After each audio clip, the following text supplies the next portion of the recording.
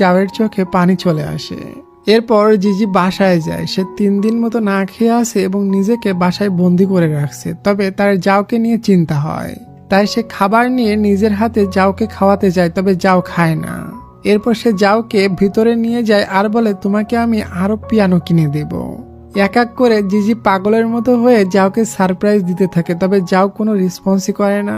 জিজি বলে, আমি তোমার সাথে সিম্পল ভাবে বাঁচতে চাই, তুমি কি আমাকে নিবে তোমার সাথে? যাও তখন বলে, আমরা দুজন কখনো এক হতে পারবো না, তুমি আর আমি পুরোটাই ভিন্ন। জিজি তখন বলে, আমি তোমার সাথে বাঁচতে চাই, তুমি মানা করো না। যাও বলে, তুমি যতই জোর করো আমি তোমাকে কখনো ভালোবাসতে পারবো না। জিজি রাগ করে যাওকে ঘরের ভিতর বন্দি করে রাখে, সে তাকে হারাতে চায় না। তবে তখন সে ভিতরে কিছু একটা আওয়াজ শুনে ভিতরে ছুটে যায়, যে দেখে যাও নিজেকে শেষ করার চেষ্টা করেছে। সে যাওকে নিয়ে ছুটে যায় হসপিটালে এবং যাওকে বাঁচিয়ে নেয়। যাওয়ের